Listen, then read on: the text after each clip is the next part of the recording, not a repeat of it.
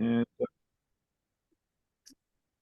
thanks for joining us for today's safety work group meeting. We like to start with the land acknowledgement, but I'll kick that back to you, Anna. Yeah, thanks, Jay. Welcome, y'all. Before we get any further into our agenda, we like to take a moment to pause and acknowledge and express our gratitude for tribal lands in California. The Cali PA building and the hub of this work group is located in a place that we now call Sacramento, California, which was and still is a gathering place for many local tribes who have lived throughout the Central Valley and foothills since time immemorial and are the original stewards of these lands and waters. These people include the Nishanan, Maidu, and Miwok peoples and the Putwin and Wintu nations, who have remained committed to the stewardship of these lands and waters over many, many centuries. And it's important for us to recognize that our organization sits on the tribal lands of Indigenous peoples and that we're all here because of the sacrifices that have been forced upon them. And in acknowledging and remembering these communities and all of the work we do, we want to take action and not just say words. Particularly as we're, today we're going to be talking about the future of our program, and we've been having discussions over the past year and thinking about our priorities with these communities in mind and as part of that conversation. So we hope in all of the work we do, we hope to honor their legacies, their lives, and their descendants. Thanks. Back to you, Jay. Thank you, Anna. All right. Well, let's get started with the roll call, as we usually do. So first, peer review panel members. Harry Ollendorf here. You're on mute, Chris. It's a good chance to test all the logistics here.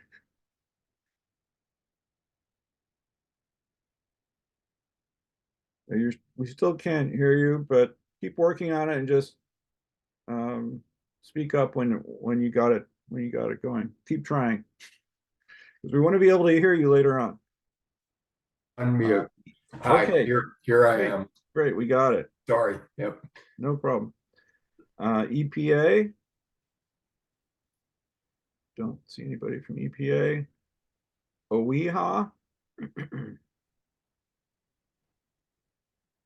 Wes Smith. Sorry, Lauren. Good morning, Lauren Chumney from OEHA. Great, good to see the cameras working. Moss Landing. Autumn Bannerman. Lucas. Great. So regional boards. Region 1. Rich Fadness, Region 1. Great. Region 2. Gerardo Martinez, Region 2. Region 3. Region 4.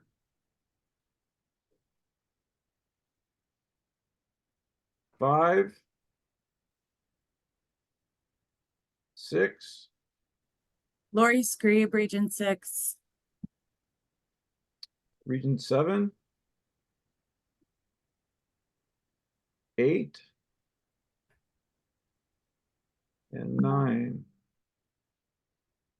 Did somebody say something? We're a little light on attendance today. State board. Jennifer Salisbury's here. Ellie Dunn, Swamp State Board. Great. Michelle Tang, Swamp State Board. Right. Monitoring Council, don't see Nick. Any tribal representatives?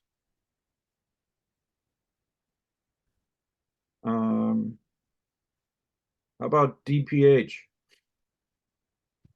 Good morning, Gwen Kaufman at Biomonitoring California at DPH. Good morning, Gwen. And I think the only person that we haven't got to yet is Paula.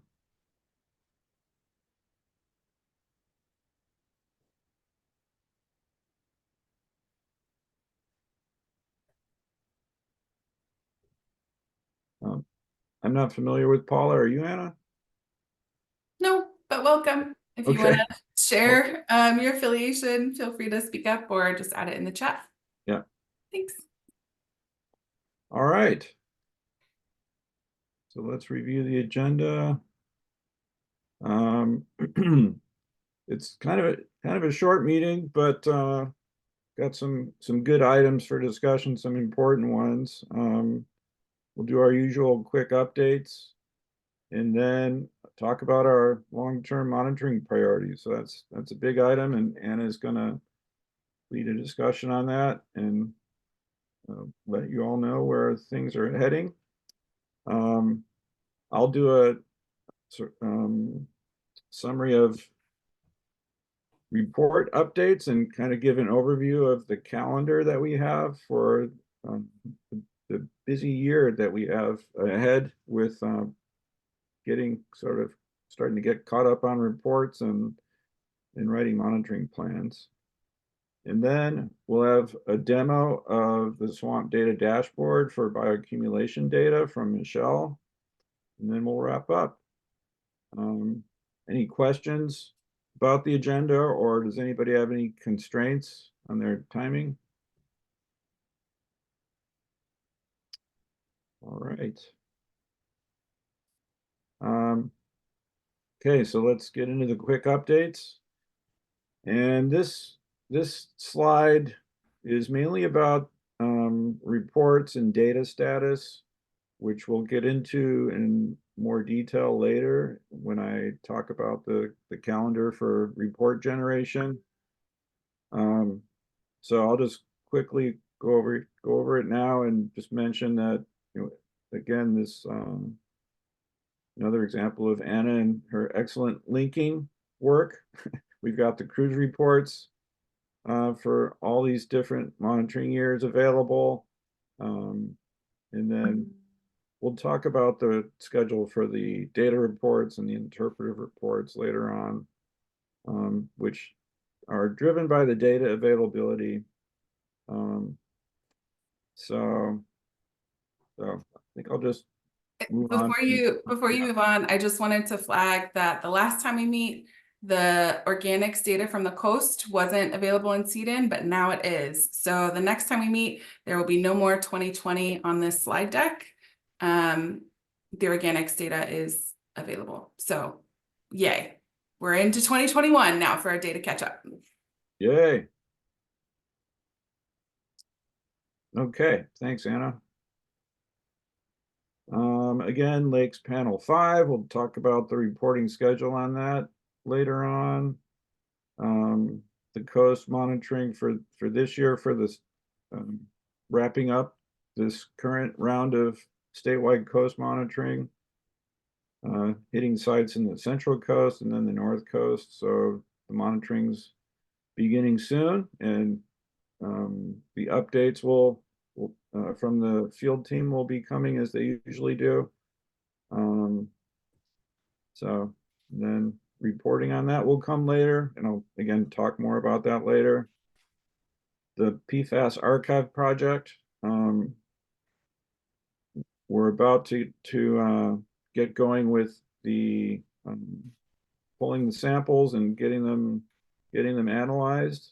In the next couple days, I'm gonna do my take on recommending what samples we should analyze for that, also taking into account all of the input that we've gotten on that from you all. So that'll be moving forward soon. Yeah, Harry.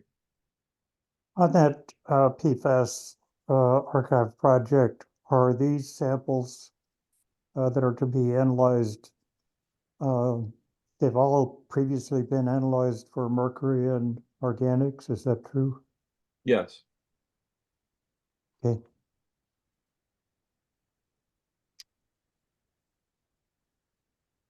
All right, new advisories. Anna does a great job of keeping an eye on this and including all the new ones that she's seen. Anything to add on this, Wes or Lauren? No, That's it. nothing. Oh, Go ahead, Wes. We coordinate so well. Yeah, I was going to say nothing to add at this point. To be determined. Do you have, can you give us a sneak peek of Crawley Lake went out yesterday? That's hot off the press. Can you give us a sneak peek on what might be coming next?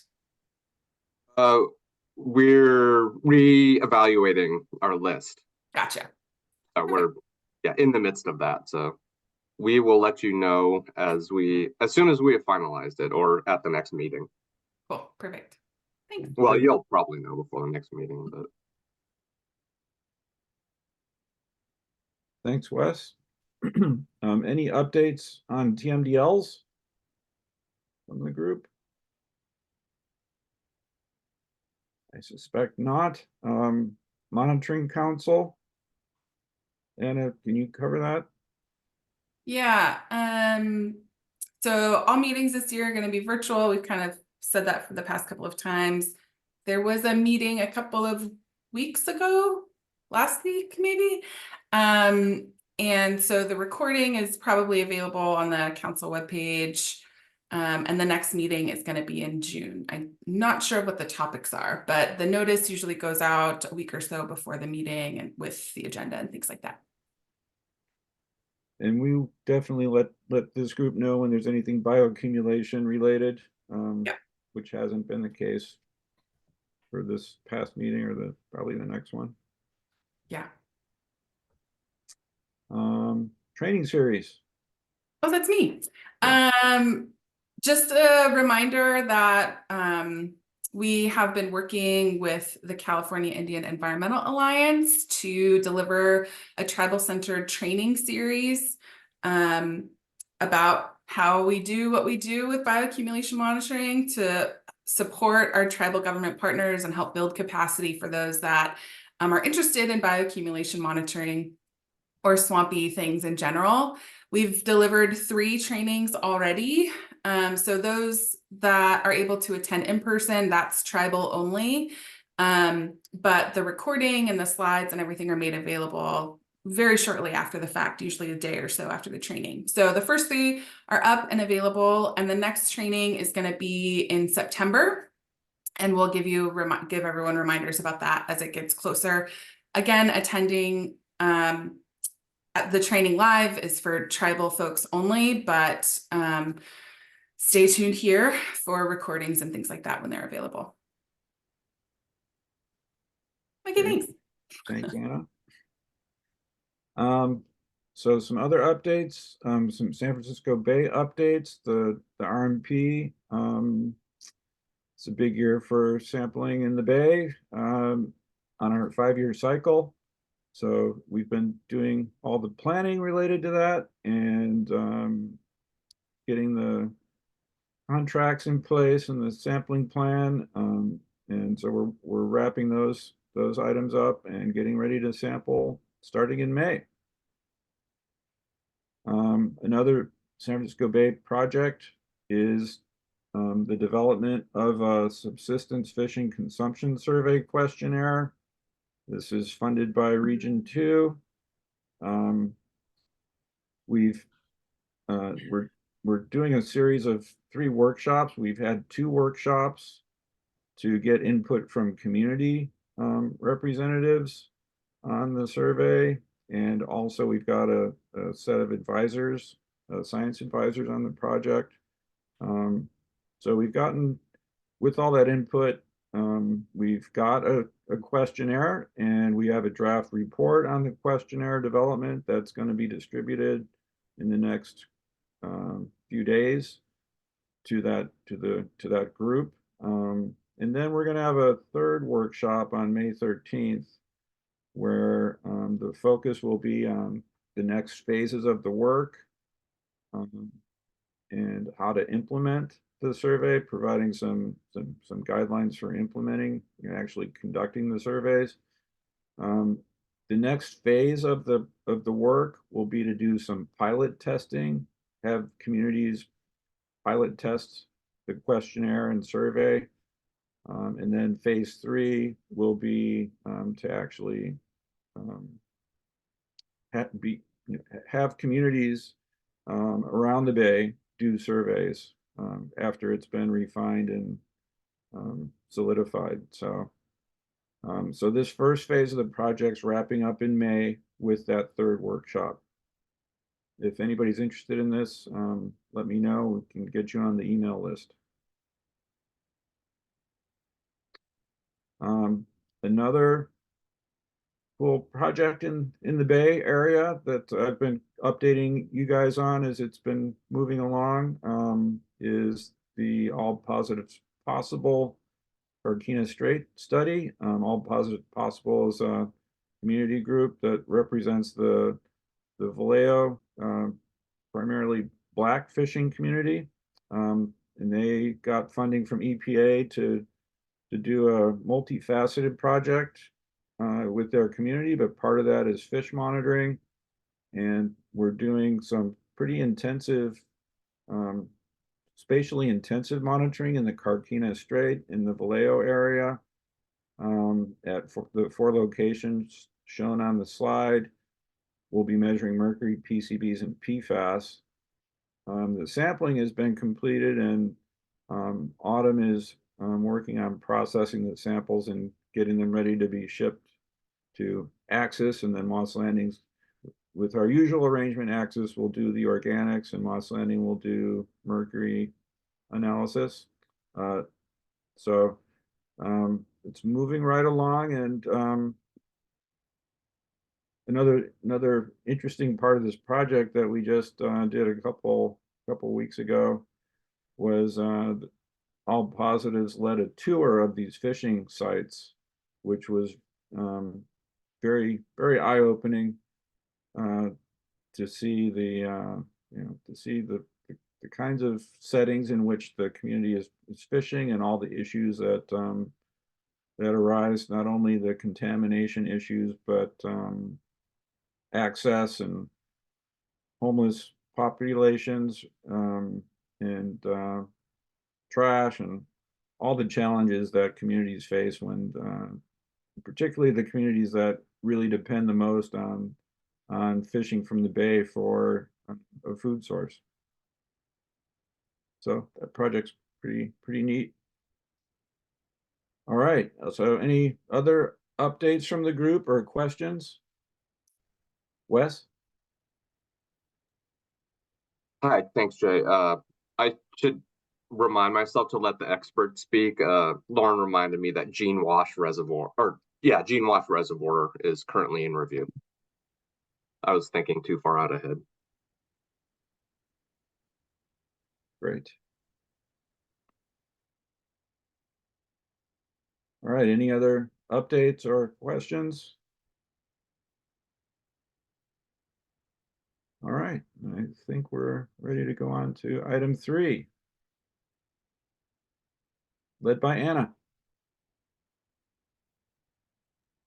That's me. All right, can folks see my slides? Yep. Great. That was a very quick transition. Nice job. I was trying real hard, you guys. Cool. So, yeah, we have been talking about the long-term monitoring priorities for the bioaccumulation monitoring program for a while. And we've got to the point where we've made some decisions. And so I wanted to report back on that. For those that need a refresher or have never heard about this before, the goal of this process was to take the opportunity. We've been, wrapping up our long-term, lakes, coast plans. Contracts are at this, restart place. And so we've had this opportunity to pause and then pivot and think about the successes that we've had for the, since 2007 and 6 when we started this, and how we want to orient ourselves for the needs of the future. We wanted, by the end of this process, to get a better understanding of the long-term needs and wish lists and priorities of the bioaccumulation monitoring community for the next, 5 or more years, and make a 5-year plan for the program.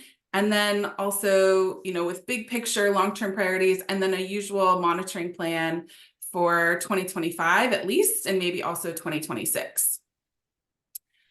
So here's a kind of high-level view of the timeline. We actually started proposing this process back in January of 2023, when I shared some templates for folks to start thinking about, getting the juices flowing in the brains of what the needs are for the regional boards and other non-water boards partners in the context of all of the other things that everyone's doing.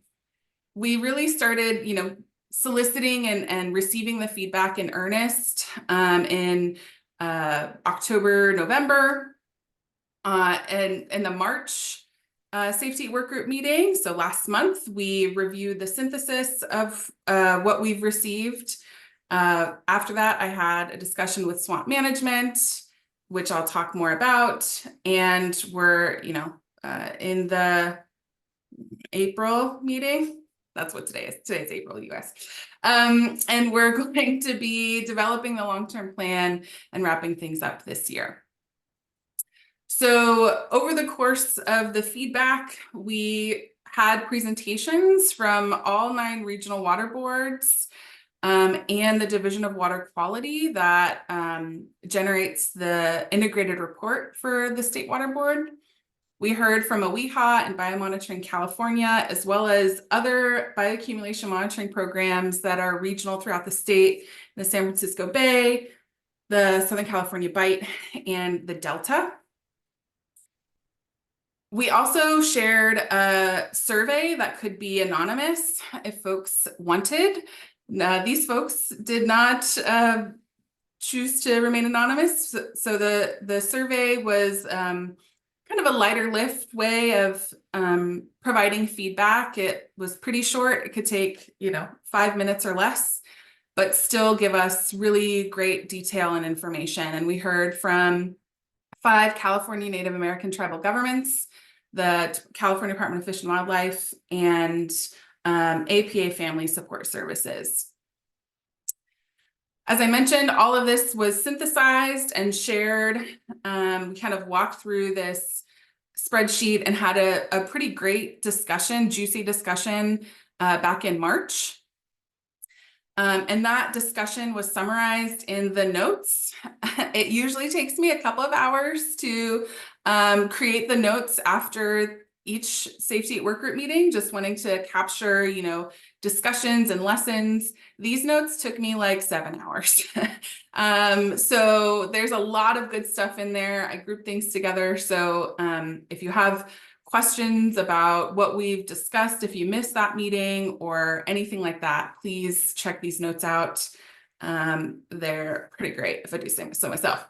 It was a tight turnaround, but I provided the opportunity for those that attended that March meeting to review the notes and make edits, because I wanted to make sure I captured the discussions and concerns and responses appropriately. Again, March 29th to April 5th, very tight turnaround, but I didn't receive any feedback from anyone that I reached out to. So there's that. After that, I briefed swamp management on the discussions we've been having, the process as a whole. We walked through the synthesis sheet in great detail and basically went question by question on the recommendations that were in the notes, and had discussion and made some decisions based on all of the other information that I provided in the briefing. At the end of the March meeting, this was the next step slide. So we've made some progress. And I'm going to share with you now the results of the discussion that I've had with swamp management and their priorities for the next 5 years for our program. But before I talk about that, I want to flag this is something that was really important for swamp management, and I think really important for all of us to remember. These long-term priorities are, big picture. They're firm in many ways, but we want to continue to utilize our annual feedback process to make adjustments, requests, things like that. So folks will still be able to contribute to monitoring plans on a annual basis, and that we really value that process, and that's not going anywhere. Also, the big thing here is we reserve the right to change our minds. Priorities change, needs change, budget changes, right? So our goal is to stay firm to this long-term 5-year plan, but what we decide now is not going to behold us to that plan forever. And so we fully intend in 4 years to go through this process again to make another 5-year plan. So any questions about any of that before I start getting into the good stuff?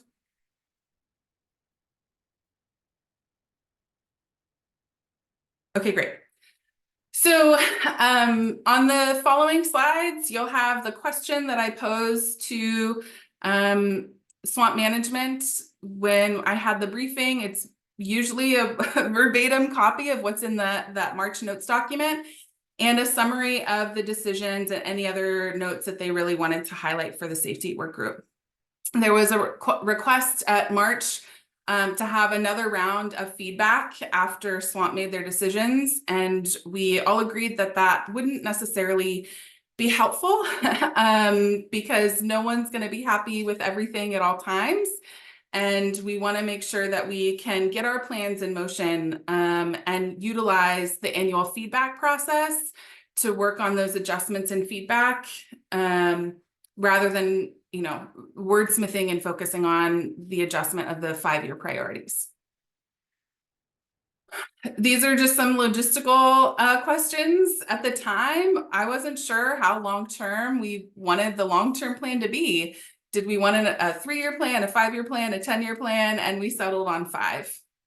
10 feels like it's a bit too long. Needs change much more quickly than that, and we want to be able to normalize the process of checking in and kind of taking a pulse check on longer term priorities at a 5-year basis. We also discussed in March the need to have the monitoring plan reflect what we can do at several different budget tiers. For those many familiar faces here, our budgets have been stagnant for quite some time. That is changing, but budgets change all the time, and so we want a plan that will help us say, okay, our budget's around here, so we can make these decisions. Oh, we got more money, let's tackle this, or budgets are tighter, costs are tighter, whatever, so we need to scale things down. So we're gonna have a funding tier structure in our long-term plan.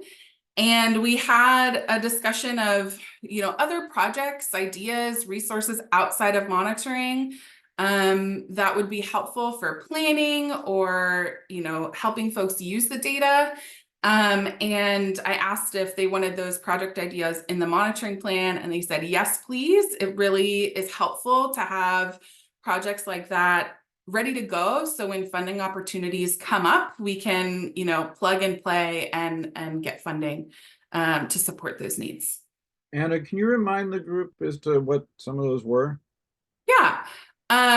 So there was one about developing a data visualization that would help with planning and selecting sites. So combining, where we have monitored in the past, where we're thinking of monitoring in the future, alongside integrated report listings. So where we might need data to assess if something should continue to be listed or delisted. The integrated report also has what's called category 3 lists, which is basically a list of places and species where they don't have enough data to do a full assessment, but we're close. So incorporating those, so that can help us prioritize and say, oh, we only need a couple more points here before we can assess. And a similar idea for OEHA needs was reflected. So that's one example, and there's much more detail on page 8 of the March STU meeting notes. Thanks. Yeah. Okay, so those former questions were really about the structure of the plan. Now we're gonna kind of flip to the long-term monitoring design. The biggest question was, do we want to continue with our statistically driven trend monitoring? So think the panel structure for the lakes, panel 1, panel 2, right? Or do we want to prioritize filling data and information gaps, or something totally different and in between? And management decided that for now, we want to focus on filling data and information gaps. A lot of them were identified generally and specifically during the long-term monitoring priorities assessment process. And we want to address those needs since folks took the time to think about it, gather that information, and share it with us. Trends monitoring is important. It's part of the SWAMP mission to assess trends. For now, we want to kind of have an equity-driven lens on how we monitor by addressing those gaps. If trends can be a part of that, great. That's where the funding tiers situation comes in. And if certain folks are really concerned about a specific location, for example, and want to get updated data or trends data on that site, they can add that to their list of requests during the annual feedback process. And if budget allows, we can include that. We also talked about the extent to which we should continue monitoring for mercury in the same way that we have been. And we decided that we acknowledge that mercury is still important in a lot of places for a lot of folks for a lot of reasons. But continuing to analyze for mercury everywhere at all the time may not be the best use of our resources. So we want to analyze for mercury in areas or species where someone requested it, basically. OEHA integrated report, tribes, regions, they've put in the time to say, hey, we only need a couple more mercury samples to do a thing with it, or this is really important to us and we want to be sure mercury is selected here. And the data are missing from that location or species. So that's basically, if there's a huge gap, we're going to prioritize that. If the data isn't missing, maybe it's just old, we can add that as a wish list item during the annual feedback process. And if budget permits, we can incorporate that. We also had a really juicy discussion on PFAS. We've actually had many over the last year. Analyzing PFAS everywhere, all the species all the time is not realistic given our budget. But we did want to prioritize that PFAS archive project. And when our budget permits, collects and analyze new samples at water bodies that are close to PFAS sources. So industrial complexes, airports, things like that. Again, annual feedback process requests will be added to that list and addressed as budget allows. But really prioritizing locations that are closer to PFAS sources to get a sense of how those sources are impacting bioaccumulation in species. And then we'll reassess what needs are in a couple of years. Did I see you on mute, Jay? Yeah, I've been unmuted for a while. All right. Cool. Okay, so then, drum roll, please. What's our plan for the next 5 years? For 25 and 26, we're going to focus on lakes monitoring and filling gaps that have been identified, again, through that long-term monitoring process, the things that we talked about in that spreadsheet. This aligns with our current budget estimates and permits and contracts and things like that. And lakes are really important throughout the state, so we wanted to center that first.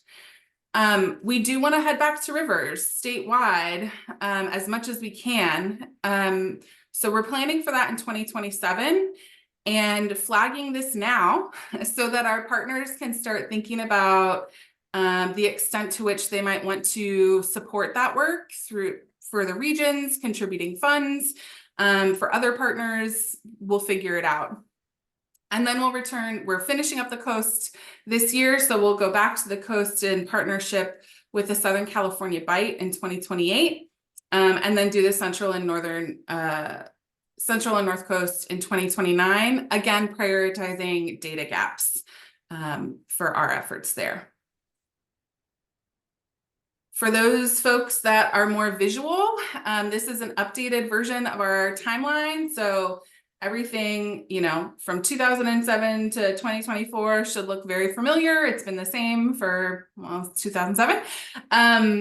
The things that have changed here is this little chunk, which is prioritizing filling data gaps. And so there you go. That's the plan.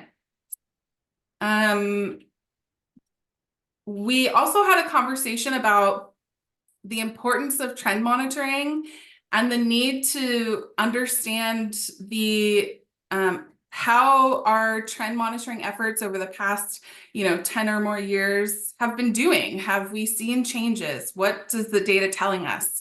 And Jay's going to talk in a few minutes about the timeline of the interpretive reports. And so the data and interpretation of all of that long-term monitoring is still coming in.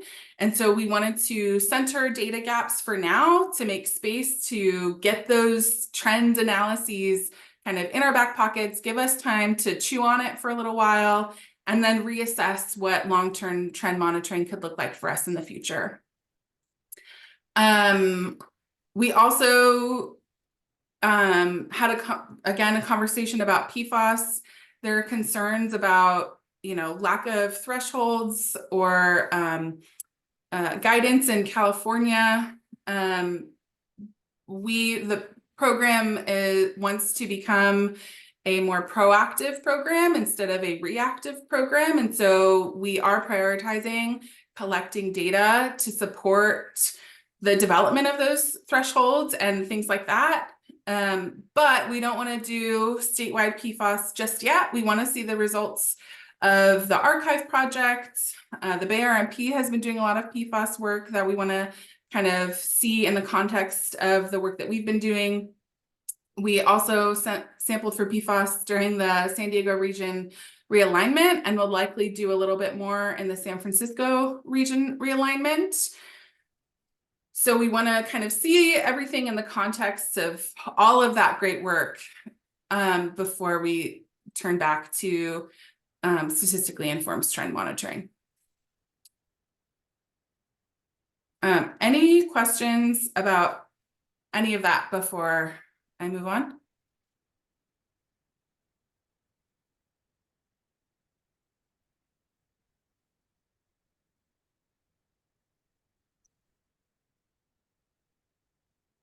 Well, I'll ask one since the group's being quiet.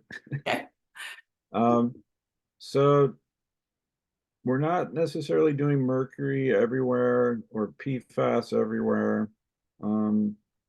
So it's basically, it's going to be very request driven. Yes. But yeah, so yeah, aside from mercury, PFAS, and PCBs, I mean, those are the main things that we look at. So it just kind of underscoring that. I mean, I'm sure we'll still, if we're not looking at mercury or PFAS, there's not much left. So right, and that's where we can go to new locations, right, or new species that's old or the same locations and things like that. Again, to fill in those gaps. So it will be really important to make sure that the group's really engaged in giving us their input on what the gaps are. Right. That's what we're really trying to address. And folks have been giving us that feedback for the last year. So we're going to start the draft monitoring plan, kind of including all of those requests that we've already received. And then the feedback, the annual feedback process that I'll go over next will be, oh yeah, and also this, or can we tweak that, right? So we do have a really good foundation for the requests that I'm fairly confident we'll use all of our budget. But, we still want to leave room for modification on an annual basis. Lori.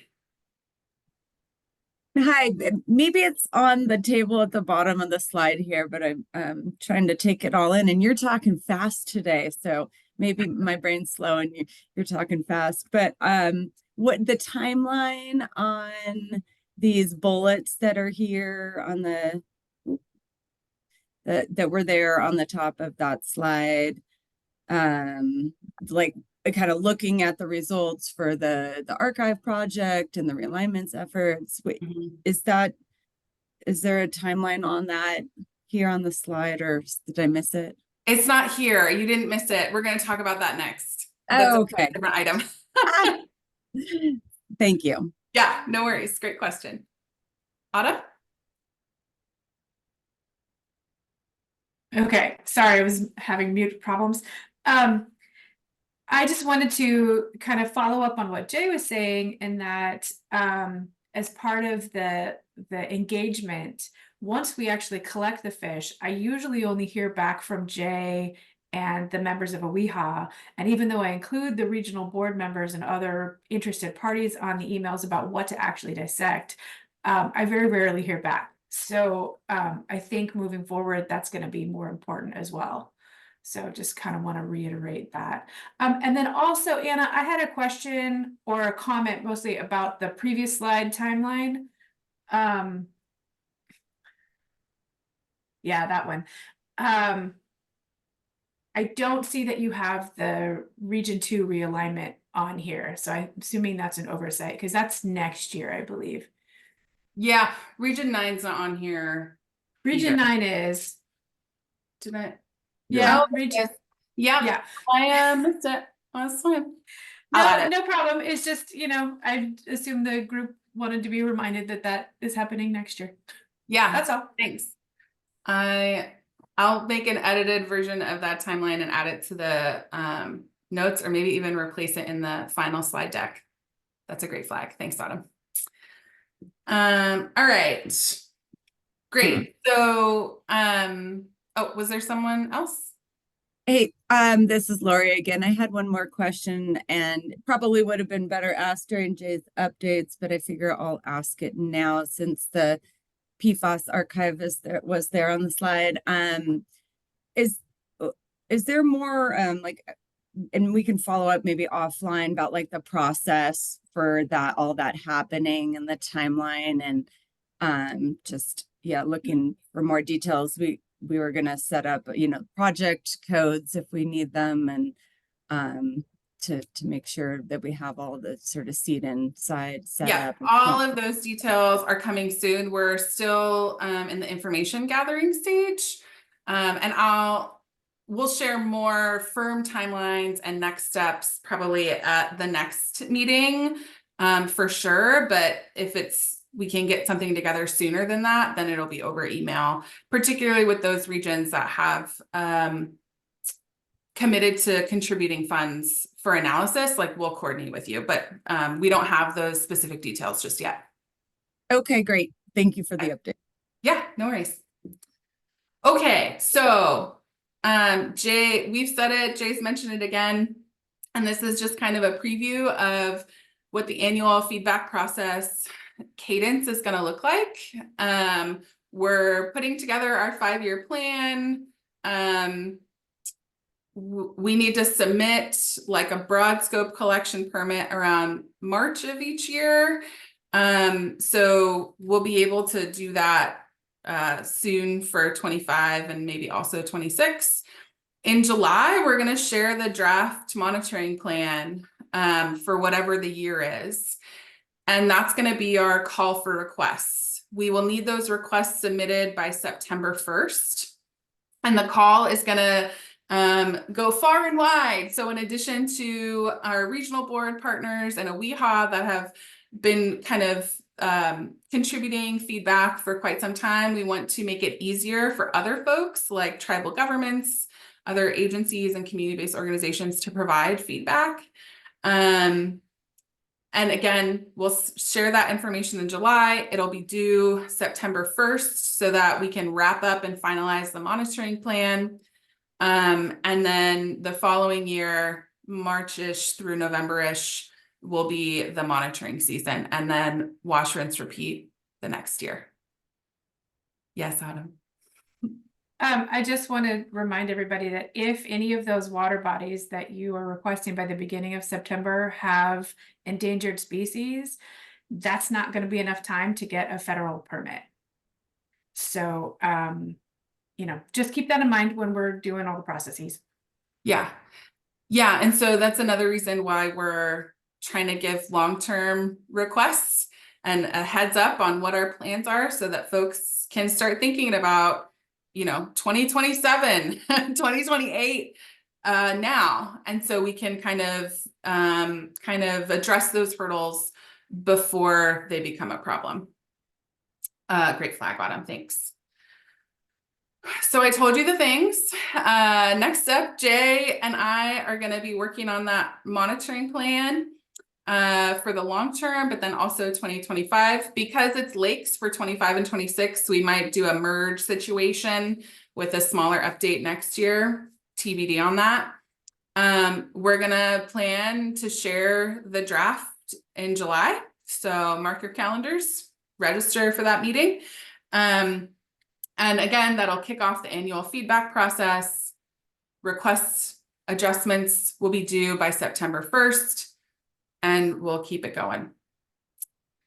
So we've kind of said this before. I'm feeling a little bit like a broken record, but we really want everyone to start thinking about, additional requests for 2025, 2026, but beyond that, so that we can start capturing those and integrating them into our long-term plan, but then also the specific annual plans.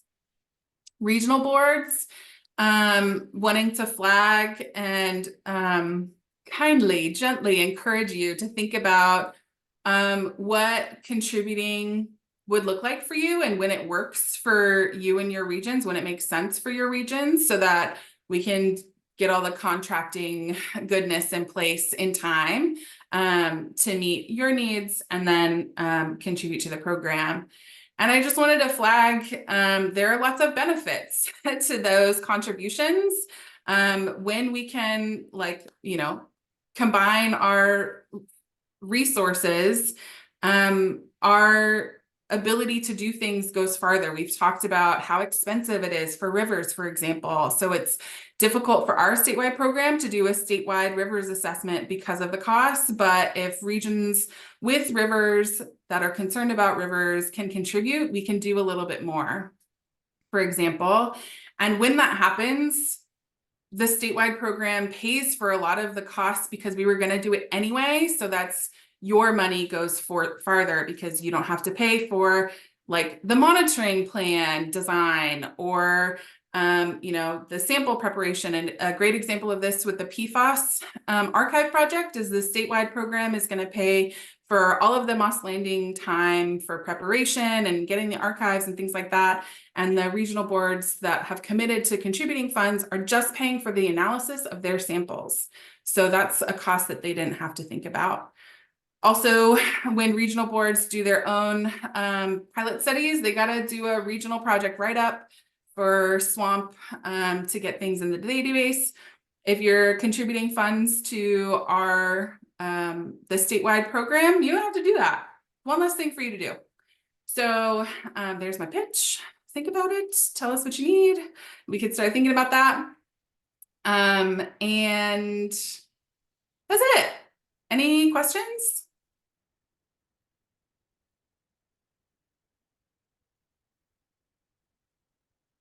Any thoughts from the group? This is a major crossroads for the program, kind of charting our new course. Any thoughts from the group, advisors or others?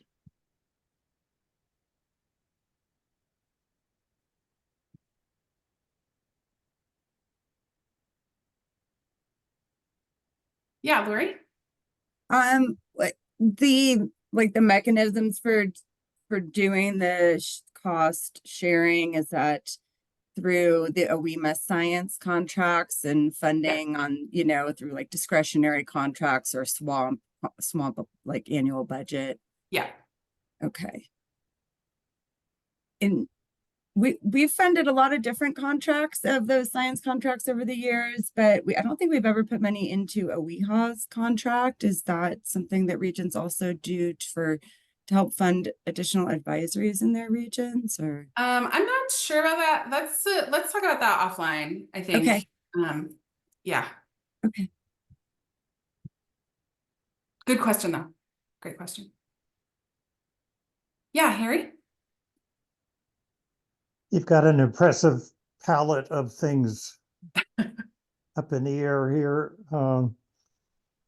Things moving forward and seem well coordinated. I think one of the real keys is going to be the interpretive reports that Jay's going to be talking about next. That although we've seen data reports from previous sampling, I think the interpretive reports are going to be really important in helping put the findings in context and helping refine the planning going forward. Yeah. And that was something we talked about during my briefing with swamp management is like, what do we know about that? And I was like, the data's coming in. We're so close to getting those interpretive reports. And, that was a big reason to, focus on gaps for now, because we want to make bigger decisions with all of that information in hand. Thanks, y'all. And before we just jump to the reports, I want to, again, express my gratitude for everyone that has been providing feedback through the surveys, through presentations, through attending safety workgroup meetings, emails that they've been sending to Jay and Autumn and I. Like, we've really been listening and documenting all of those needs. And I'm excited for the next phase of the program where we can really strategically take action on all of those needs and requests that you've been telling us about over the past year or more. So thank you, everyone, for that. Anna, just in the call and online. Yeah, Chris.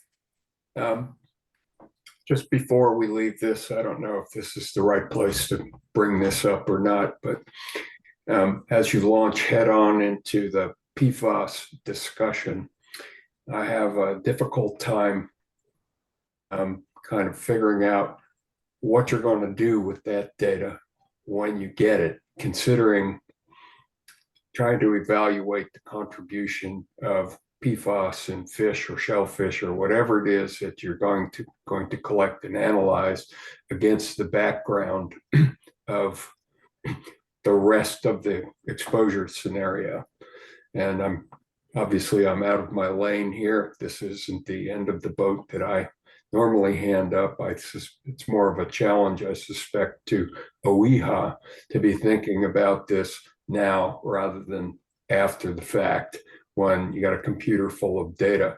And while you're trying to figure out thresholds for this, that, or the other compound, look at it in the larger scenario. I was thinking about that when Jay was describing the subsistence fishing program of those people in that urban environment. So how much of a factor is they're going to catch there to the exposure in their homes and out there, wherever they are. I just think it's important to think about that now rather than after the fact. Exactly. And we had a pretty good conversation about that in March. And so OEHA kind of answered the question of how they will use our data to inform that work. I know OEHA is already thinking about those things now and kind of getting themselves situated and planning for how they're going to incorporate PFAS into their work plans. Is Wes or Lauren, do you want to speak to that at all here? Sure. Yeah, I mean, we're already working on ATLs for PFOA and PFAS. And as we do that, we are reviewing the literature, looking at other PFAS, trying to determine what exposure possibilities are. And that's where that field level data is really useful to guide PFAS, how to approach the PFAS in a greater I don't want to say class approach, but more compounds than just PFAS and PFOA, because we know that people are exposed to a suite of compounds. And we've been in discussions with Biomonitor in California, looking at their data and trying to get a better idea of what's showing up in people's blood.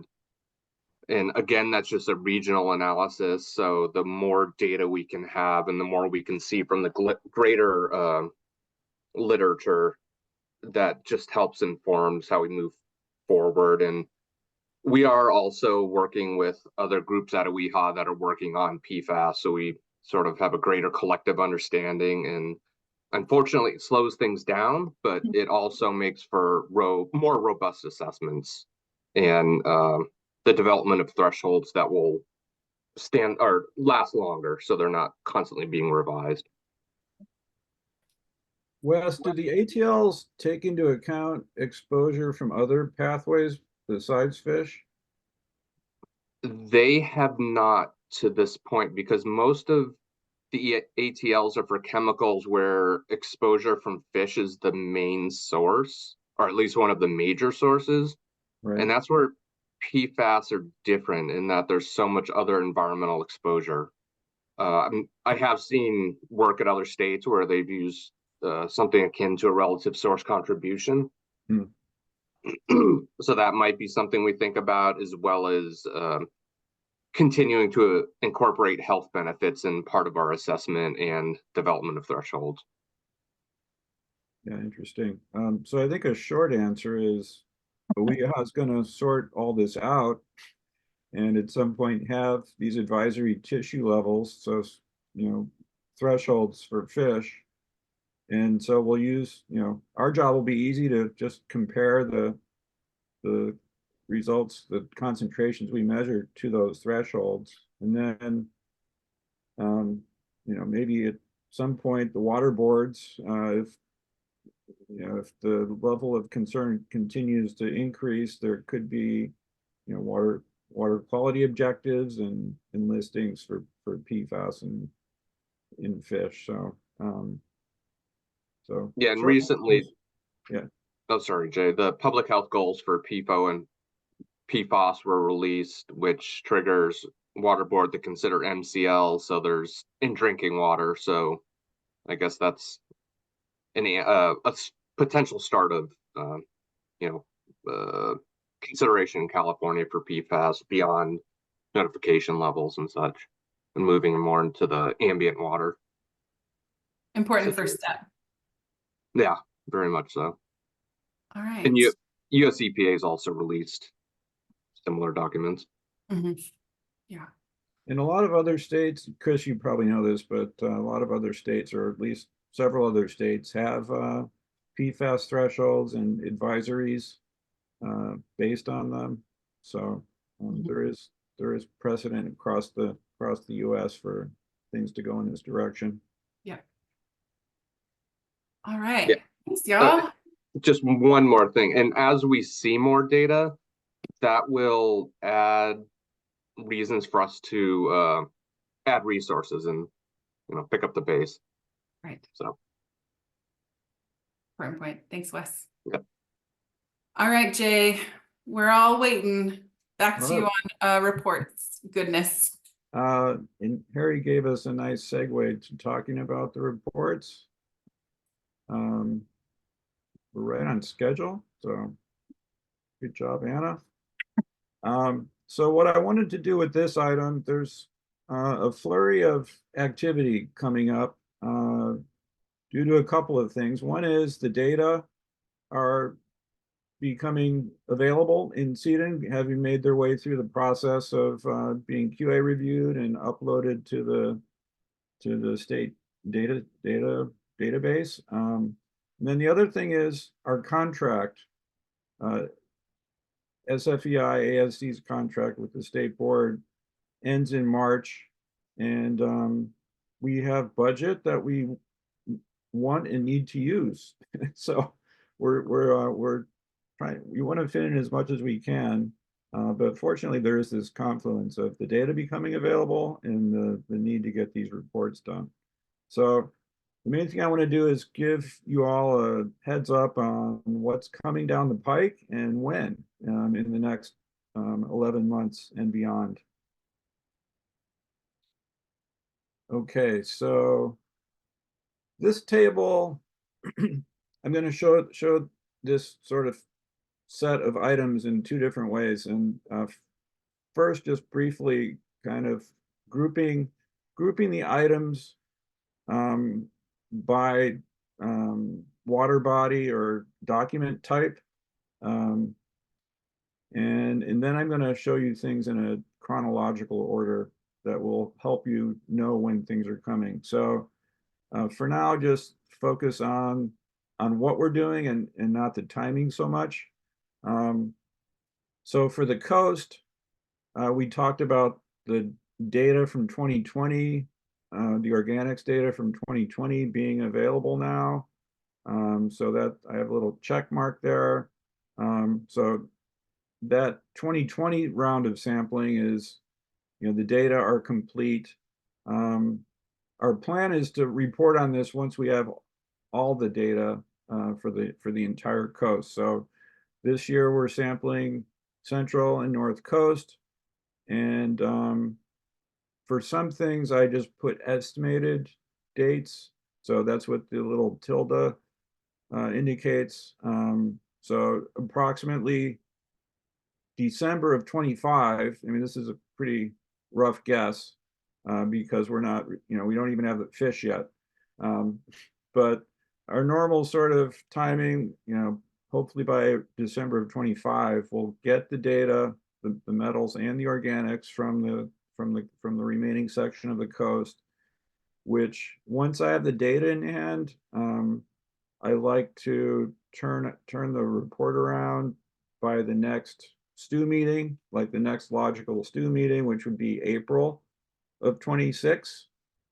So this is, and then 3 months after that, finalizing the report. That's sort of the standard timing once the data are available.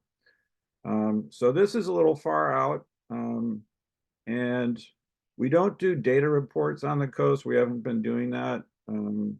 So this will be a combination of interpretive report and then also documenting the data set. So the coast is a little further out. For the lakes, we've been working our way through the lakes and the data. Panel 4, we've been waiting for the organics data, but we expect those to be ready in May. So that will allow us to move forward on writing the data report for panel 4, which will include the metals, the mercury, selenium, and the organics. So this is another item that I anticipate being able to talk about at the next stew meeting in July. And then we would wrap that up 3 months after that in October. Panel 5 from last year, we're expecting the metals data in July and organics approximately September. So the estimated timing of the draft report would be in January at the January stew meeting next year. And then if that timing works out, if I can swing it, I'll shorten the normal time between the draft and the final so that I can work on that in the current contract, under the current contract where we've got money to spend. So that will complete the 5 panels, and then we'll have everything we need to do the interpretive report. The approach that we're going to take on the interpretive report is to break it into 2 parts, again, so that we can fit more work into the current contract. The metals data will all be ready again by July of 24. So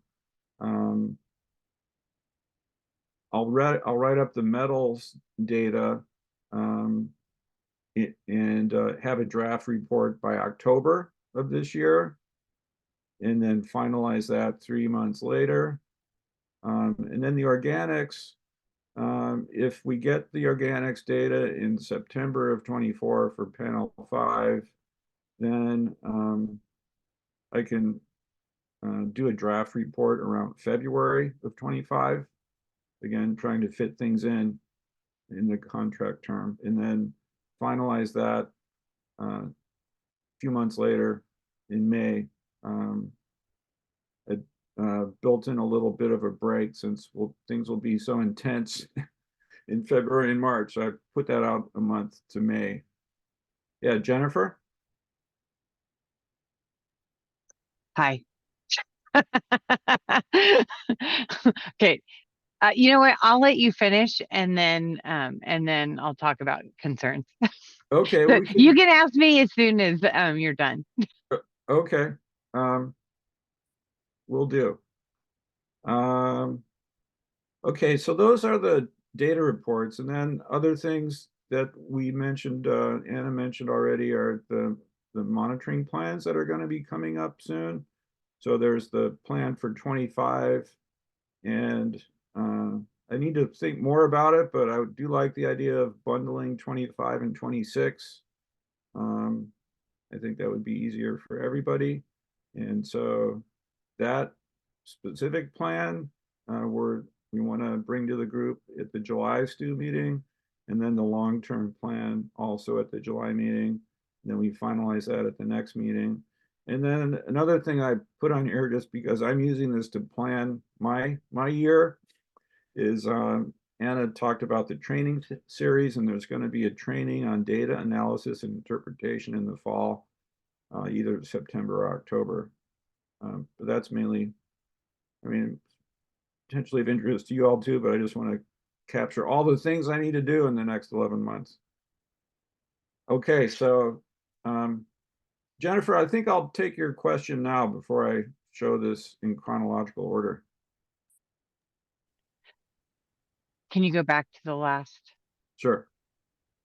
So I know that Anna and I have talked about this.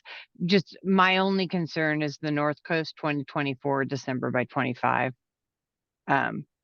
If depending on when when you are finished with the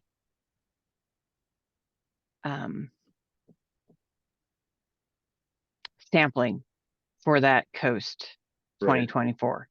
I mean, that could shift that date. Yeah. I mean, if it finishes in October and then I get them by, you know, within 3 months of them finishing in October, we're already in December. Right.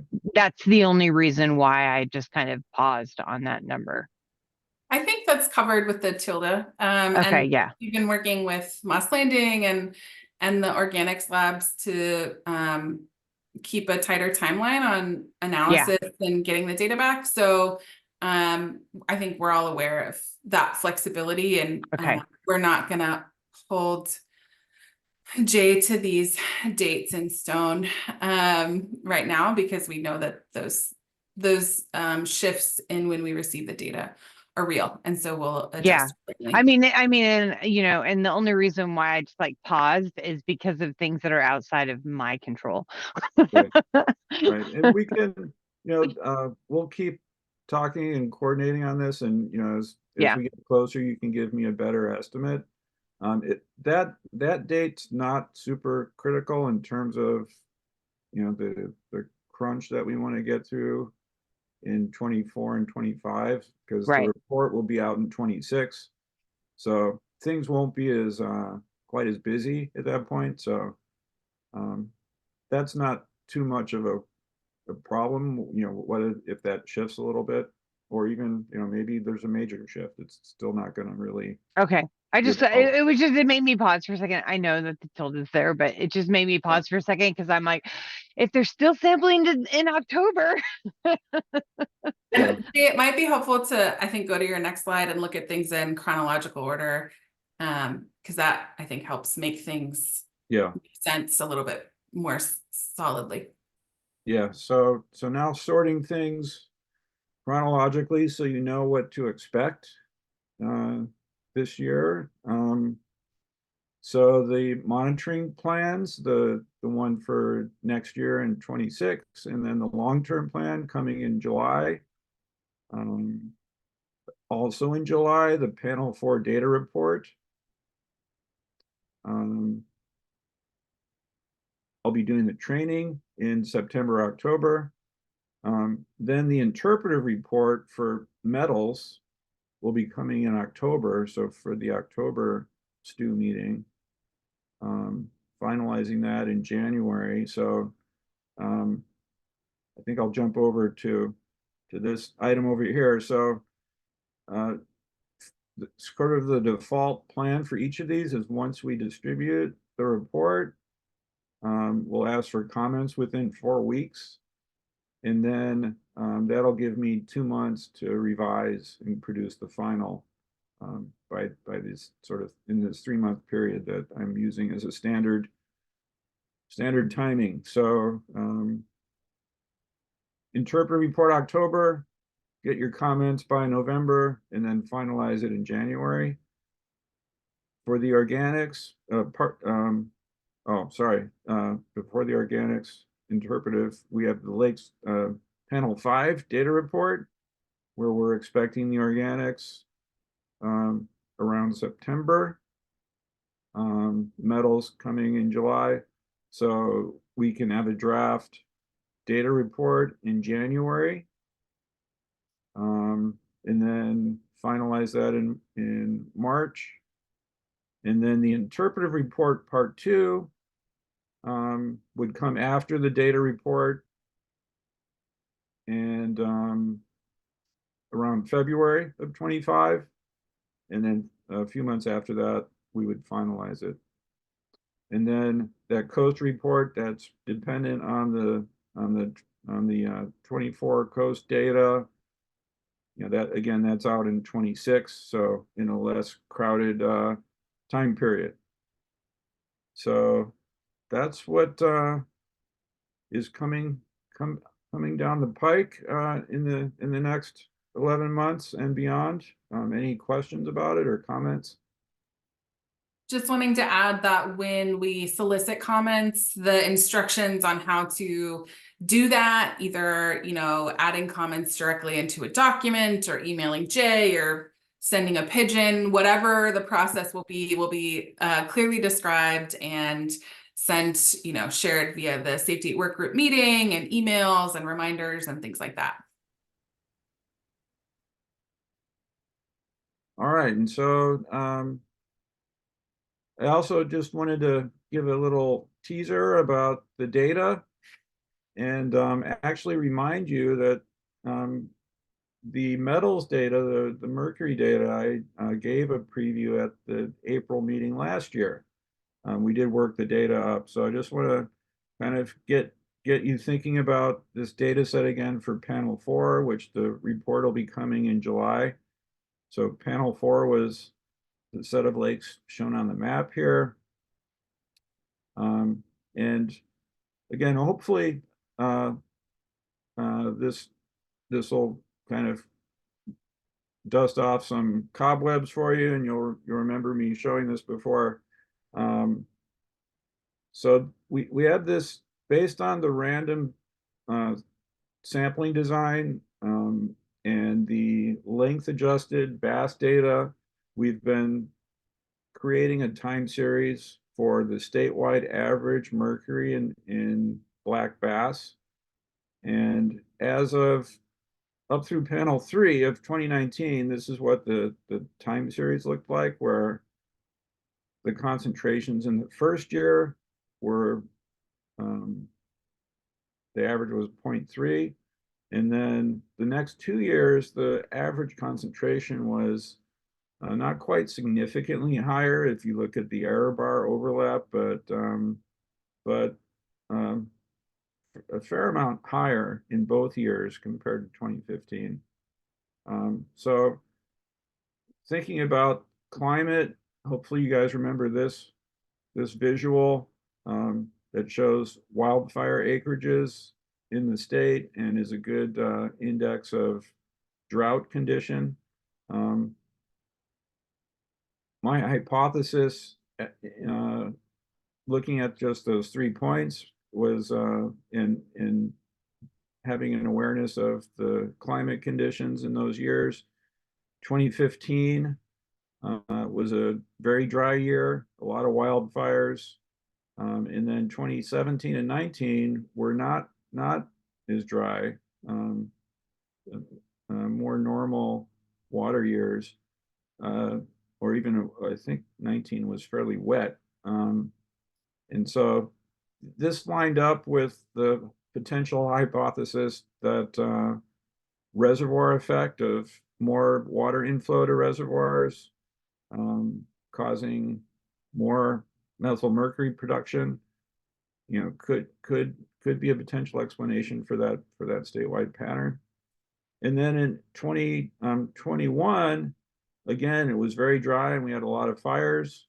So the hypothesis would predict that 2021 might be low again, like 2015. So we were very curious to see what that would look like. So you guys remember this? So drum roll, please, showing 2021, the average was not low. So there goes my hypothesis. It's not that simple. But it'll be very interesting to see what 2023 looks like, and compare that to, again, climate and whatever other explanations we could potentially come up with for what might be driving this.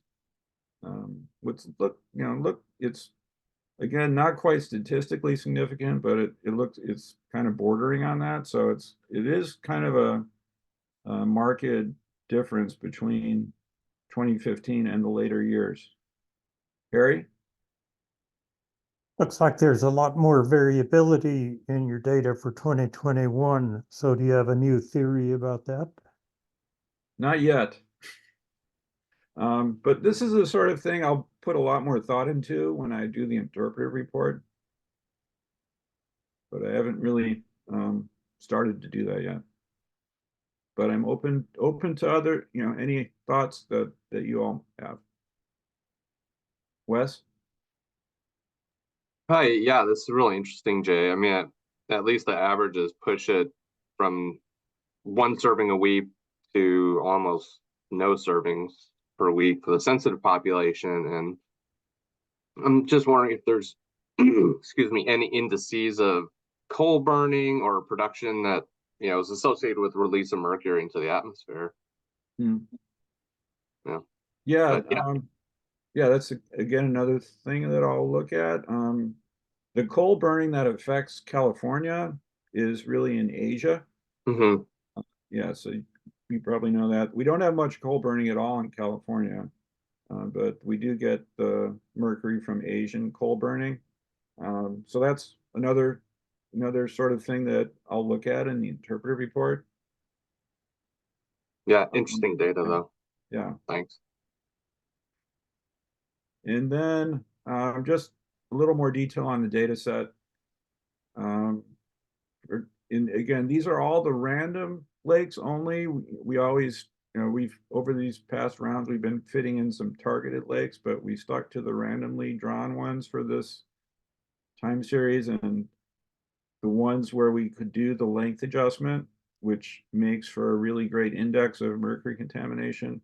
We had a lower count of lakes in 2021 due to low water levels and wildfire limiting access, but these summary statistics were remarkably similar to between 2019 and 2021, the average, the median.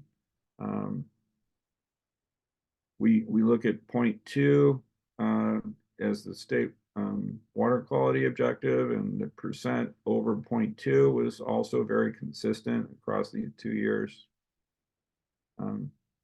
Yeah, Wes? Sorry, more interesting data. Just wondering if there's a way you could look at covariate of water level or kind of a sensitivity analysis of water levels as related to levels that you're seeing. So just wondering what the fish in those, if there are fish in those water bodies, just that absence of data, how that might affect your results or interpretation. So be curious to read that as you finish it up. Yeah, it's another thing that I'll see what I can do in terms of water level information and correlating to that. Was there another hand? Yeah, Jennifer? Hey Jay, I remember quite a few years ago, I mean, it's been a long time, that we were looking at different people's research with dry deposition. I wonder if there's anything that's come out since that time that would also be helpful. A lot of the deposition that of the mercury that we get from Asia is dry deposition. That is something that I'll look at, but I haven't been tracking that literature lately. So I haven't seen anything recent. Right, but do you remember when we were actually we had people presenting, gosh, it was so many years ago, research on that dry deposition stuff that they were doing. I want to say it was in the Las Vegas area. Right. Yeah. Blanking on her name right now. But yeah, I haven't seen anything recently on that. But I haven't been as plugged into the National Mercury research lately, so I'll look into it.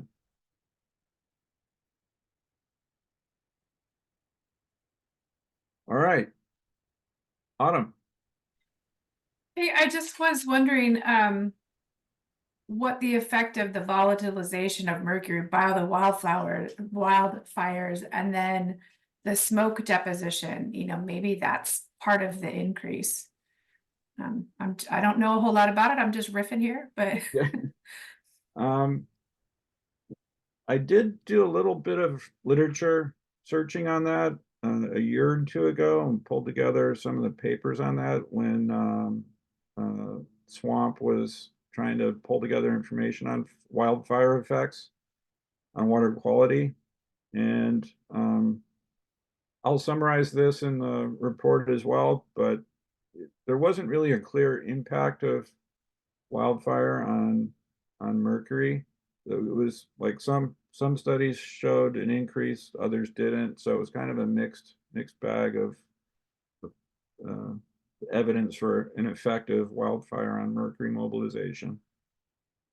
But yeah, I'll definitely discuss that in the report. I think I just lowered Allie's hand, thinking it was Autumn. You all right next to each other. So Allie, did you have something you wanted to add? Did not. I didn't even realize I raised my hand. Oh, then it might have actually been Autumn. Okay, great. Just kidding. I know what's happening. Don't worry about it. All right, so we already covered this slide. The July meeting will have talk about monitoring reports and the 20 that panel 4 data report. I'll leave it at that. Cool. Can you just go to the next slide and then we'll pass it over to Michelle. But really quickly as an introduction, for those that don't know, Swamp and particularly Michelle Tang have been working on developing a data dashboard that displays all of Swamp data all in one place. She's been working on other program data, but over the past couple of years, but she's now looking at tissue. And it's really exciting. As you all know, tissue data is a little bit funky. So we've been causing some problems with the dashboard and functionality, things like that. But we're at a point now where we're ready to do a demo of what we've got. And I'll just flag that I've reviewed the dashboard already, and I'm already in discussions with Michelle about like short-term and long-term added features and data and things like that. So it's really exciting to be able to invite Michelle to give us this demo, and also know that we're already thinking about ways to improve over time and add more bells and whistles. So with that, Michelle, take it away. Yeah, sure thing. Thank you so much for that intro, Anna. Let me go ahead and share my screen. I do not have slides today, so I'm mainly just doing a demo. And I'll bring that up quickly. Okay, can you see my screen? Yes. Perfect. I'm going to go ahead and refresh it so I make sure everything's a new session. Yeah, so again, thank you so much, Anna, for that intro, and thank you again for having me too and being able to present this. I am very interested in your feedback. This is kind of our initial release of the dashboard, the new version of the dashboard that will have all of our bioaccumulation program data and our swamp tissue data set. So being able to present to this group and to be able to draw upon your expertise is super valuable. I wanted to kind of add on to what Anna said. This dashboard has actually been public for a couple of years now, and we've been working on it in kind of phases or iterations, with each iteration adding new data from one of our swamp statewide programs. And so this new version we've been working on for the past year or so. And as Anna said, it has been, the data trying to fit in the tissue data set in kind of the existing framework of the dashboard has been challenging at times. And our main goal was really just to make sure that we could get the data in and that the dashboard itself could support that extra addition of that data, the volume of the data. And I think our kind of goal moving forward, once we've kind of established this baseline of, knowing that the dashboard can support all the additional tissue data, is to think about different ways that we could present the data that is a bit more meaningful and more useful for others. But yeah, before I kind of dive into the demo, I did just want to give a quick shout out to everyone who I've reached out to in the past year or so for all of your help, advice, and guidance on kind of working with the data and deciding what to do in terms of design and how we want to present it. I also want to give a big shout out to Sydney Rylam, who was our Sea Grant Fellow in Swamp last year, and she played a big role in, just helping with a lot of the data work and also suggesting some of the design changes that I'll be showing you. She's no longer with Swamp, but I wanted to give her a big shout out because she was really key to the development of this. And then, oh yeah, sorry, before I begin, I did want to note, so this version of the dashboard that has the tissue data is not live on our website yet. So we do have a public URL that is up and running right now, and anyone can visit it. I was hoping I had sent it to our IT staff last week, and I think they've just been slammed with work and they haven't been able to update the new files yet. So for this demo, I do have to run it off our test site, and I could share the test site URL with everyone at the end of my presentation in case you want to take a closer look at it and just look at things a bit more closer and provide feedback that way. But once the dashboard is up and running on our public site, it will pretty much look exactly the same as what you see here. So there should be no differences. Okay, just kind of checking my notes real quick. Okay. Yeah, so I think if there aren't any questions on just the background of things, I'm going to go ahead and just show you around and kind of touch upon some of the new things that we added in this version, with a big focus on the bioaccumulation monitoring program data and tissue data as well. We did add some other things too, but of course with this group, there is a focus on that. Harry, I do see you have your hand up, so I'll pause and take your question.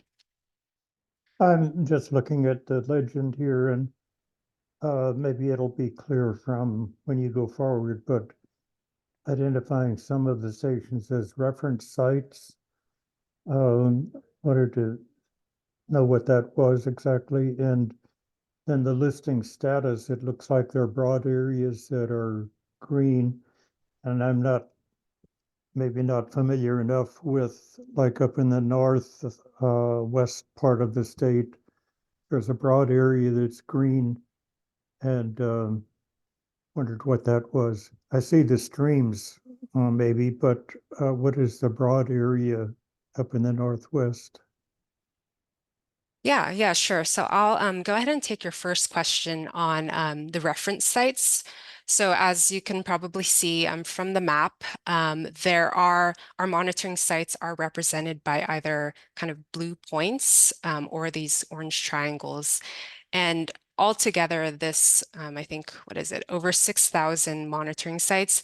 This kind of represents all of the monitoring sites that SWAMP has visited, like since the year 2000, and it includes sites outside of our bioaccumulation monitoring program. The orange sites in particular are our reference sites for SWAMP's bioassessment monitoring program. And we kind of show that by default because as we open this dashboard, we are looking at all of SWAMP's sites. So everything is showing, including our bioassessment sites, bioaccumulation sites, our toxicity sites as well. So that's what those orange triangles represent. As I kind of get into our bioaccumulation data and our tissue data, that is going to kind of go away. So you won't see that. But that's what they represent. And they're kind of used as reference sites to kind of gauge, to look at healthy streams, the conditions at healthy streams, and that's used for assessment at our other bioassessment sampling sites. And then for their second question about the water bodies, so great observation.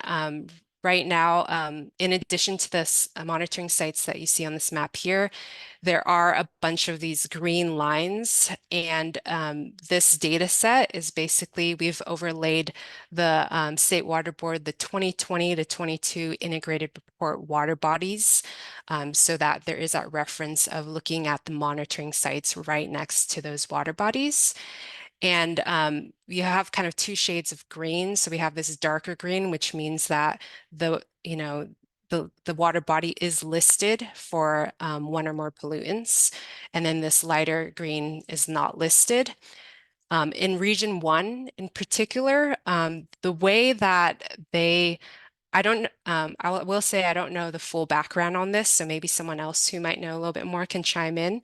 But the way that they kind of divide out and define their water bodies is a lot different than the other regions.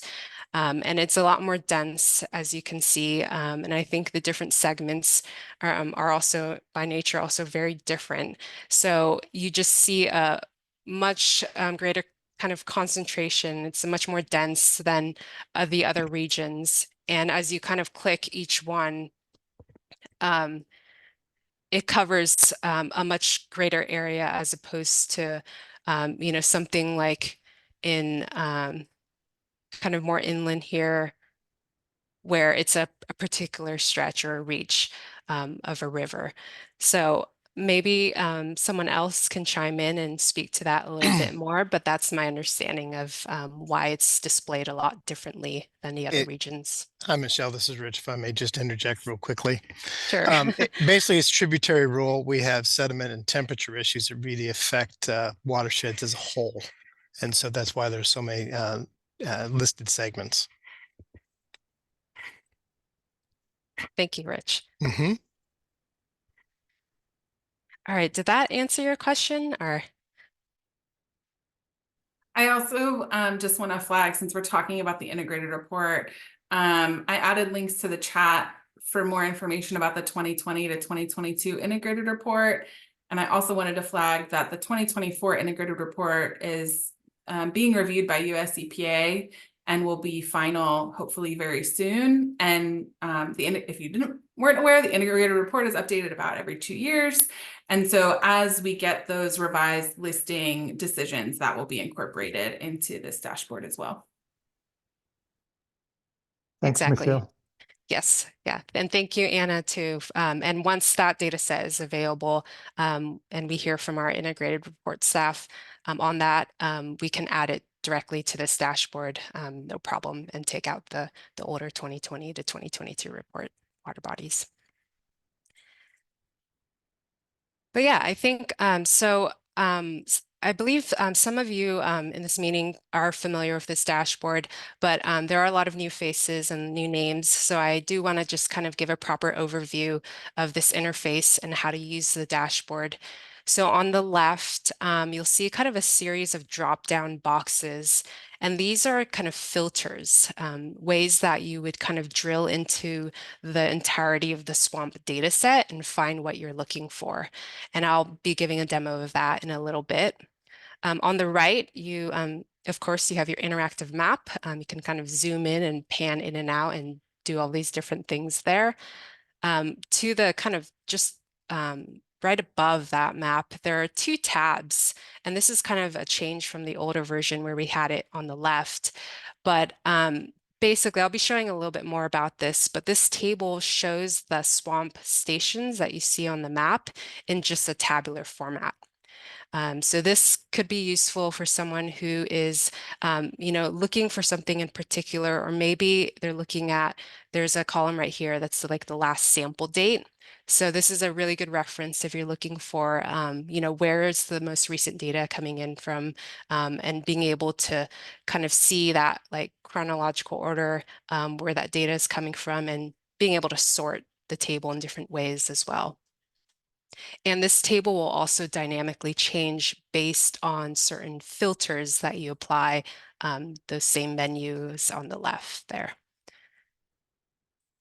Just to the right of that, there's this data button as well. And I'll be showing you a little bit later in the demo how to download data from a site. So basically downloading data on a site-by-site basis.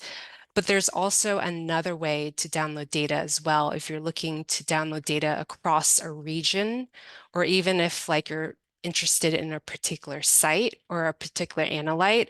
So for example, I want to download all of the total mercury data for region 4, our Los Angeles region. You could use this as opposed to, having to click on every single individual site and downloading a CSV file that way. And I can demo that a little bit later as well. There's also this search bar to the top right that you can use to locate a specific water body that you might be interested in. Again, this is drawing from the integrated report water bodies. And I know there might be some kind of discrepancies or like differences between what's in our bioaccumulation data set and what integrated report has. So hopefully that's something that we can look into improving in the future, but it is a handy way to be able to locate a specific water body or a SWAMP site for which you have the station code or the station name. And then kind of to the right here, there's this map legend layer list. And of course, you can use it to kind of reference things, and then also to be able to turn on and off layers as well, which can be really helpful if you find certain things distracting or if you want to add more data. Okay, so that was kind of the lay of the land there. I do want to show something more specific kind of to our bioaccumulation program. So I'm going to go ahead and move to the left and actually start picking out some of these, the filter criteria, so that we can kind of drill down into the data. So for the analyte, I'm going to go ahead and select total mercury, our tissue data set. And there's also a menu down here for species. You can actually leave this blank and it will draw upon all the species. But I'm going to go ahead for just purposes of this demonstration. I'm going to go ahead and pick largemouth bass. And then just to kind of focus our attention a little bit more, I'm going to select our Los Angeles region. And once I've made my selection there, I can go ahead and click the Apply Filters button down here. And the map will update based on that with the, the monitoring stations that it's found based on that filter, all the filter criteria. You'll also notice kind of to the right, there is like a count of the stations it found. So 29 of these monitoring sites for which we have data based on that criteria. And the table that I showed earlier has also been updated to just show those 29 monitoring sites. I can zoom into this map and select any one of these stations here. I'll go ahead and select this one. And you'll see that this like site view has come up to the left and it displays some information, some things right here. It kind of pre-selected based on what we filtered for before, but I can kind of scroll down and you'll see that there's this kind of time series graph showing the tissue summary data for this site. And this is basically this dashboard averages the tissue data for the site based on the sample year, based on the species, and then also the result type, so whether it's individual or composite. It also takes into account other variables such as the location code, the tissue prep method. There's quite a long list of that. So what you're looking at are these annual averages calculated based on all of those different variables, and it is using data from CDN to do that. Some of these points do represent the 350 millimeter length adjusted values, and these values are calculated, kind of pre-calculated before they get into this dashboard. Of course, based on whether there are at least 7 individual results for mercury, for total mercury, and then for largemouth, smallmouth, and spotted bass. So in addition to kind of the average of composite results, individual results, you also have the length adjusted averages included as well. Directly above this graph, there's a download data button, and this will generate a CSV file of the data that you see in this time series graph and download it to your computer so that you can, put it in Excel and interact with the data that way. Kind of scrolling up, there's also this table tab just right next to this graph, and I can also click on that as well, and it will show the same data that we were looking at in that graph, but just present it in a tabular format, which some people might prefer, and especially if you have a lot of data, it might be easier to look at it that way. You can also, of course, like sort, the result, which, might be really helpful as well.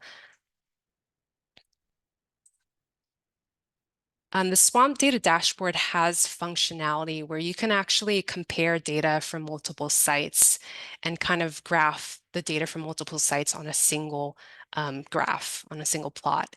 And so this has been an existing functionality of the dashboard, and we wanted to make sure as we brought in the tissue data that would be included as well. And so we were able to do that with a lot of rewriting of the code, but I can kind of demonstrate how that works. You'd basically go up to this compare stations section right here, and you can add up to 4 additional stations for a total of 5. And I can go ahead and click this button and select any site on the map. So I'll go ahead and select this one right here.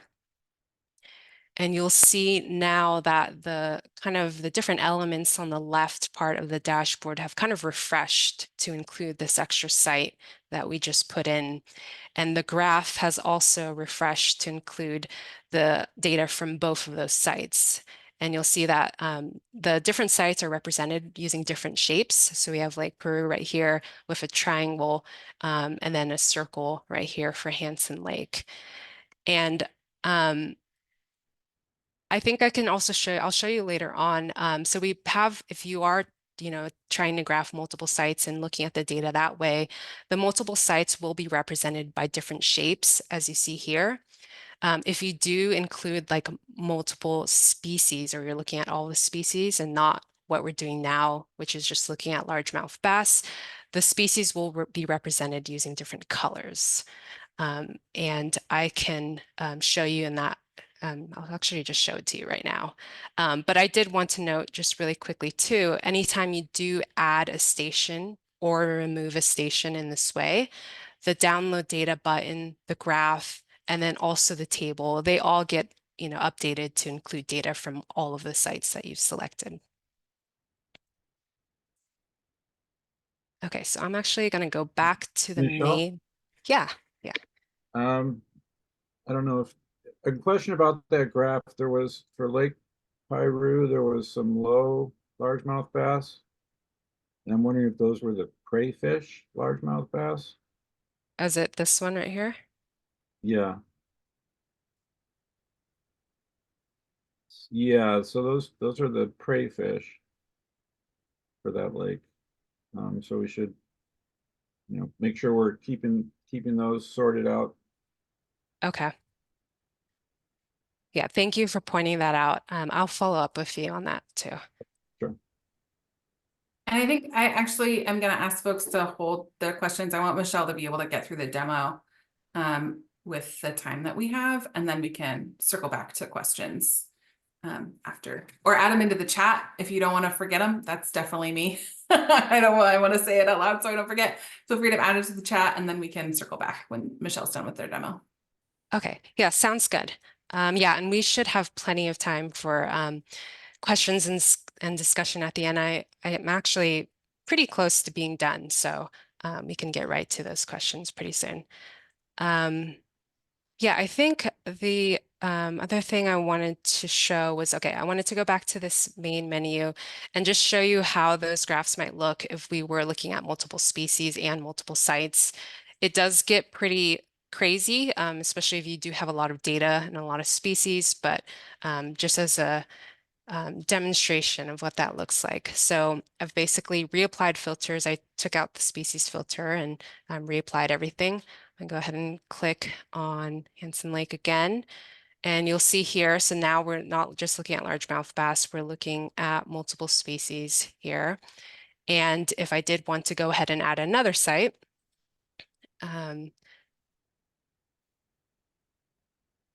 then we have the combination of both the symbols, the different shapes, and the different colors. And we wanted to at least leave this functionality here in case somebody did want to use it. But as I mentioned before, it can get pretty messy. But hopefully this dashboard does provide enough functionality to give you the flexibility of being able to look at the data in different ways.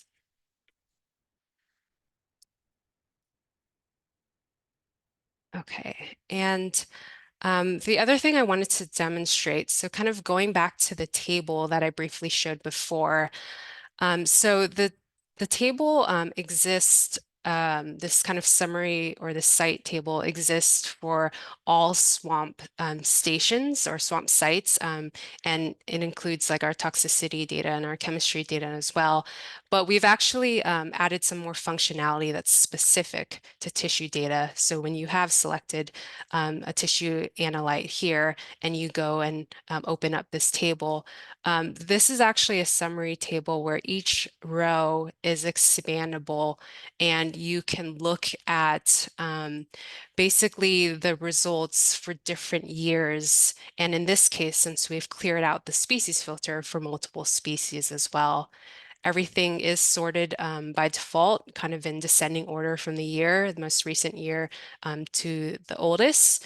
And again, this kind of goes back to just giving people a lot of options if they want to look at the data kind of more in a more of a graphical kind of format or something more like this where it's tabular, especially as if you're looking at kind of multiple sites too. And you can kind of very quickly expand all sites if you want, and then also like collapse it as well.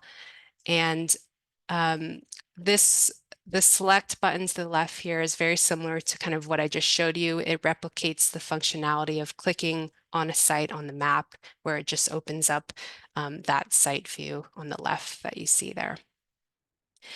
Another kind of cool thing with the table is that it is really closely connected to the map where you can actually kind of zoom in to a particular area or maybe a particular water body. And if you kind of toggle this filter to table by map extent on and off, you can filter the table to only see those sites that are contained within the current map extent. And that kind of helps things makes things more manageable so that you're only focusing on perhaps a handful of sites as opposed to like maybe 20 or 30 sites. But yeah, I think I didn't notice that I am a little bit over time, so I should wrap this up really quickly. I think that's pretty much all I wanted to show. And again, as mentioned, this is kind of the first cut of our version of the dashboard with our tissue data. And it's definitely, you know, there's definitely room for improvement, and just both in terms of how we display the data, but also additional functionality that we could add as well. And of course, being able to present to this group, I'm very much interested in your feedback and how you feel that we can improve things moving forward. So I'll wrap it up there and kind of open up the floor for discussion or any questions that you have. Thank you. Thanks, Michelle. That was amazing as usual. Yeah, we've got time for a couple of questions, and then I'm going to take control back and walk us through our action items and things like that. But first, Lauren added a question to the chat. If you want to capture all data for a specific river, how do you decide what stations should be included? For example, if sampling station was very nearby in a feeder tributary, would that be included or excluded? Like, do you have any buffers, things like that? Yeah, great question. Unfortunately, we don't have a whole lot of functionality for that yet. As I showed you before, there's a way to kind of search for water bodies, and then the map will just kind of zoom into it. But we don't have that connection yet where we've associated specific sites to water bodies, and like being able to like bring up the data perhaps for that entire water body all at once. But I will say that has been a highly requested or frequently requested, feature. And so that's something that we will definitely look into, but it just might be tricky trying to make that association there. Harry, go ahead with your question. Yeah, back to the Lake Hansen and Peru bass. It looked like for Hansen Lake there was a symbol right on the y-axis line that was really high compared to the rest of the values.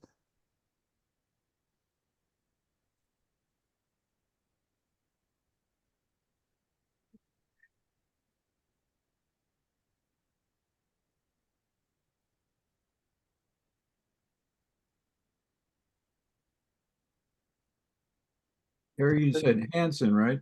Oh, Hansen, I'm sorry.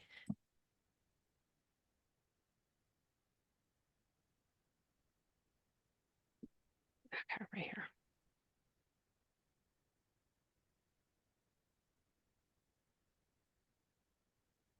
Okay, so that's a 2007, and those fish would be comparable to the ones that were sampled in the later years. Yeah, that's a length adjusted mean, and there were some other ones, like the 21, I think was length adjusted as well. Yes.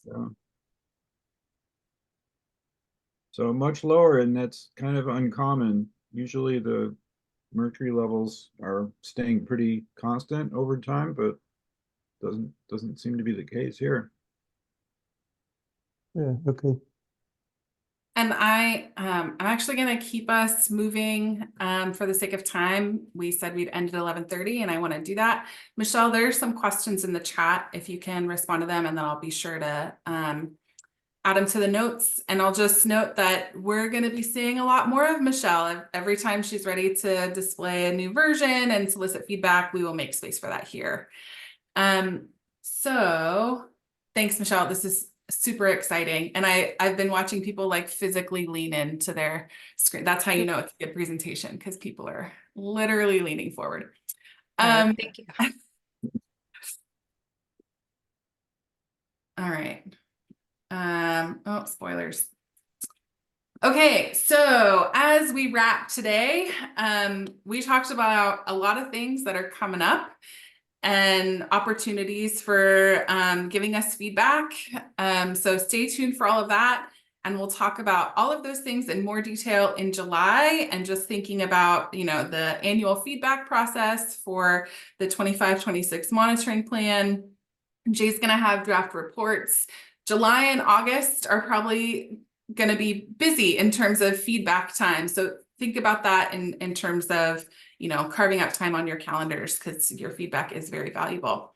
And then the October meeting is there, and we'll hopefully talk about final versions of things and also planning for next year.